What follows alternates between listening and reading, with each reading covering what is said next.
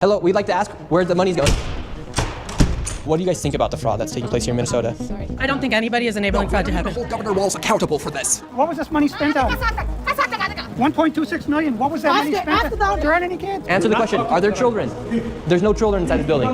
Potentially the largest fraud scandal in U.S. history is taking place in Minnesota, as literally billions of dollars have been funneled through Somali-ran fraudulent businesses. So much fraud, it could actually almost replace the entire GDP of Somalia. These fraudsters have worked hand in hand with the Minnesota government as they enabled billions of dollars to be given to fraudulent businesses underneath welfare purposes. Some of this money eventually landed in the hands of terrorist groups in Somalia like the Al-Shabaab, and others enriched themselves all at the U.S. taxpayers' expense. And in this video, we will break down all of the fraud from start to finish, from going to the fraudulent businesses and confronting the people who are making millions of dollars from the government. And we will also be confronting the incompetent government leaders who let this fraud happen. And to make this happen, I met up with a man who's been doing his own investigation for years now, as he has seen the fraud firsthand. His name is David. Let's get into this and be prepared to be shocked. How deep is this fraud here inside of Minnesota? It is far worse than anybody can imagine. You heard it's 7 to 10 billion and maybe more, and now the numbers have been revised and put out there publicly that they think it's more like 8 billion. How I got involved is that where my office is here in Minneapolis, I'm sort of in the heart of all of this fraud, and I would see these childcare centers. I said, well, there aren't any kids there. It's the middle of the day, and all I see are a couple of guys standing out front smoking, and then I'd go by another daycare and I'd see the same thing. I said, well, where do these kids play? And so I started to go online and look, and I said, this place is licensed for 80 children. They had 0 children. Every time I went by there, they never had a single child there. And then I started to see all these transportation companies going around, and it was always a Somali driver. And I said, well, that's great. They're out there transportation, contributing, but they never had a passenger, never, ever once. And I said, well, what is all this transportation? What are they doing? So then I found out that in Minnesota, they have something called non-emergency medical transportation.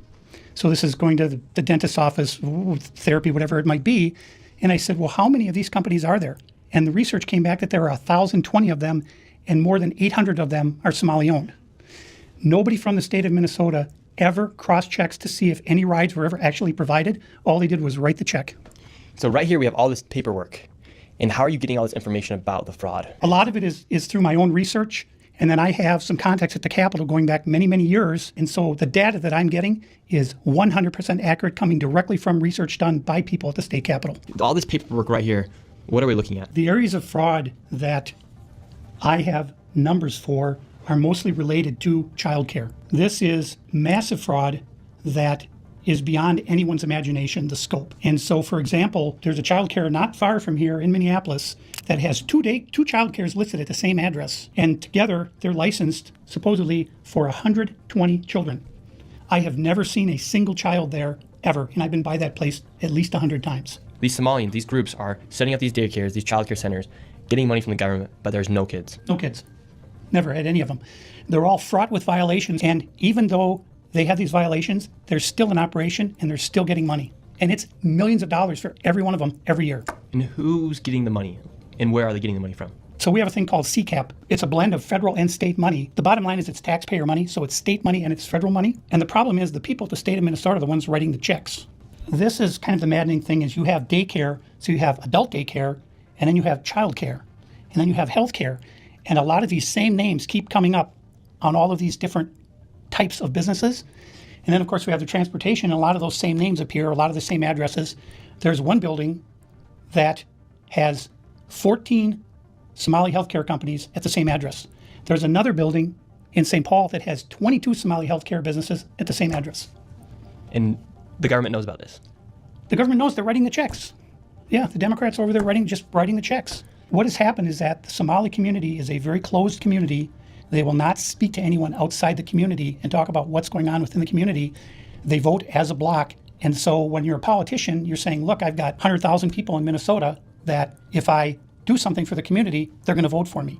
And that's what it's all about, is getting the votes. And then the people here in Minnesota, you hear this term, Minnesota nice. I'm so sick of that term.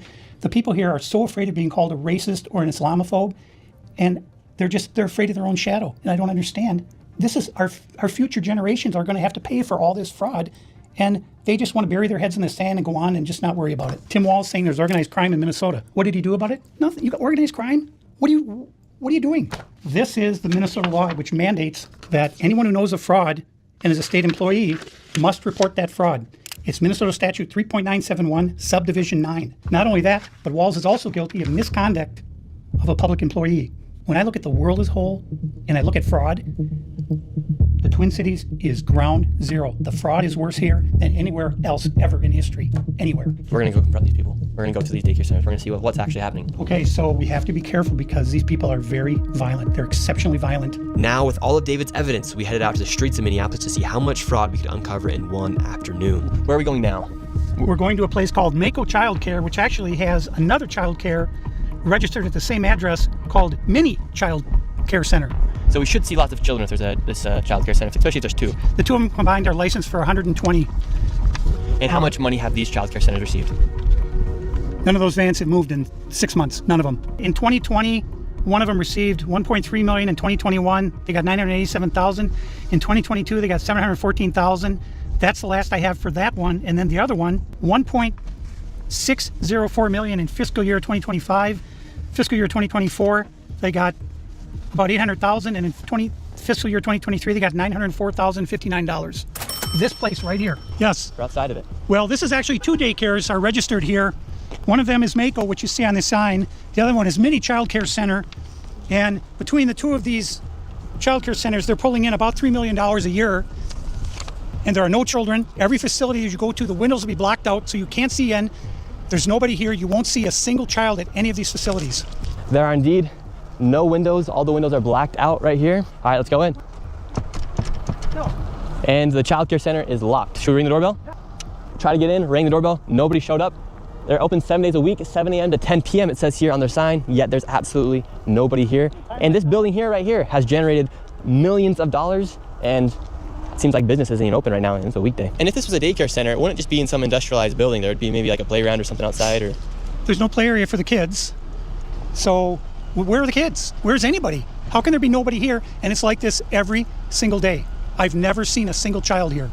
In 9 years, I've never seen a single child at this building. Right there. Oh, then now it looks like we already got the Somalis coming through. Yeah, they're coming. The word's out. Hello, is this your daycare?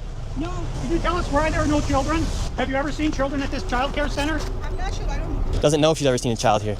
All right, let's go to the next location. And the fraud only gets more from here. Make sure you stay till the very end of this video to see exactly how much fraud we find by the time we are done. And before we go to the next location, I want to show you something super interesting about the flags of Minnesota. And here in Minnesota, if you take a look at the Minnesota state flag, they recently changed it, and it very much so resembles the flag of Somalia. Now we're going to the next daycare center. How much money has this one generated? This one, in fiscal year 2025, $1,042,059.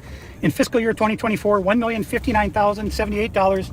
And in fiscal year 2023, $727,336. This next one is literally one block away, and this one's also generated nearly $3 million in the past 3 years. Let's see if there's any children. Let's see if any of the buildings are open. Here we go.